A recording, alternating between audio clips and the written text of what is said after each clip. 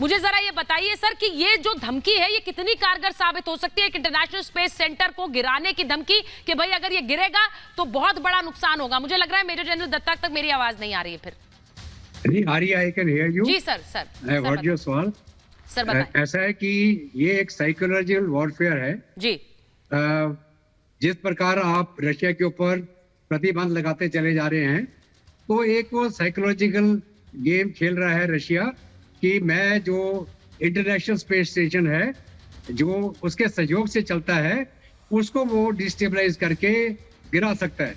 लेकिन हम सब जानते हैं कि स्पेस लैब की बात अगर अब चले, बहुत साल पहले जब सब लोग बोलते सब स्पेस लैब गिरने वाला है, उससे कोई नुकसान नहीं होगा। अगर जहाँ पे गिरेगा वो थोड़े से इलाके में नुकसान होगा, लेकिन ये कोई ऐसा बड़ा थ्रेट नहीं है। लेकिन सिर्फ क्या है कि एक रिसर्च फैसिलिटी जो एक इंटरनेशनल योगदान से बनाई गई है, इंटरनेशनल स्पेस स्टेशन, उसका नुकसान हो सकता है, इसके अलावा और कुछ नहीं हो सकता है। तो ये कोई ऐसा मिलिट्री थ्रेट नहीं है, ये साइकोलॉजिकल वॉरफेयर है कि अगर आप मेरे को आइसोलेट करते चले जा रहे हैं, मेरे ऊपर प्रतिबंध लगाते चले जा रहे हैं, तो मैं भी तुम्हारा जो एक कोऑपरेटिव वेंचर था इंटरनेशनल स्पेस स्टेशन, इसको मैं नकारा कर सकता हूँ।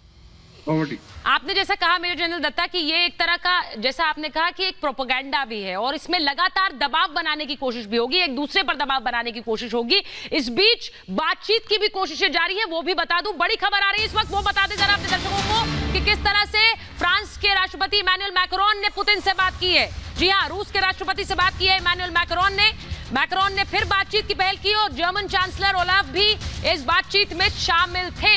इस जंग के बीच रूस, फ्रांस और जर्मनी के राष्ट्रीय अध्यक्षों के बीच ये बातचीत हुई है। ये भी अपने दर्शकों को बता रहे हैं कि किस तरह से हमले जारी है, युद्ध जारी है, बमबारी जारी है, लेकिन उस सब के बीच ये 2-3 राष्ट्रीय अध्यक्षों की बैठक भी जारी है। ये बैठक फोन पर बातचीत जारी है और कैसे फोन पर बातचीत हुई, तीनों के बीच बातचीत हुई, लेकिन उससे क्या कुछ निकला, क्या उससे कोई हल निकल पाएगा, क्या बातचीत कुछ सफल हो पाएगी, उसके लिए तो इंतजार करना होगा। कोशिशें लगातार बनी हुई है, लेकिन इस बीच रूस अमेरिका पर कैसे बरस रहा है यह भी आपको दिखाती हूं।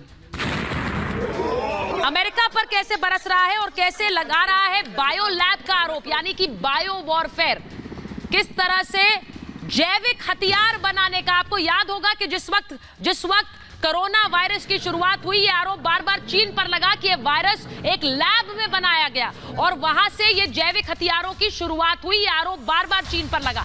अब रूस क्या आरोप लगा रहा है वो मैं आपको बताती हूं। अमेरिका पर रूस ने गंभीर आरोप लगाए हैं। अमेरिका पर रूस कह रहा है कि यूक्रेन में बायो लैब्स चला रहा है अमेरिका, यानी कि जैविक हथियार लैब्स में तैयार कर रहा है यूक्रेन में अमेरिका। यूक्रेन में अमेरिका के 26 ऐसे लैब्स हैं जहां पर जैविक हथियार बनाए जा रहे हैं। आप उसे इस तरह से समझिए कि कोरोना वायरस को लेकर कैसे बातें चली कि कोरोना वायरस भी चीन ने लैब में तैयार किया और उससे कितनी जानें गई है, एक देश में नहीं दुनिया भर में। ये बायो वॉरफेयर था, ये आरोप आज तक लगता है चीन पर। उसी तरह से अब रूस आरोप लगा रहा है कि अमेरिका यूक्रेन के अंदर लैब्स के अंदर ये बायो वॉरफेयर के लिए तैयारी कर रहा है। अमेरिका ने इन आरोपों से साफ इनकार किया है। अमेरिका कह रहा है हम ऐसा कुछ नहीं कर रहे हैं, वहीं यूक्रेन कह रहा है कि ये जो लैब्स हैं ये स्थानीय शोध के लिए तैयार किए गए हैं, सिविलियन रिसर्च के लिए तैयार किए गए हैं, ये यूक्रेन का कहना है। लेकिन रशिया कह रहा है कि यूनाइटेड नेशंस में, संयुक्त राष्ट्र में अमेरिका सफाई दे इन आरोपों पर, अमेरिका बताए कि हो क्या रहा है इन लैब्स में। ये सीधा आरोप रूस ने लगाया है।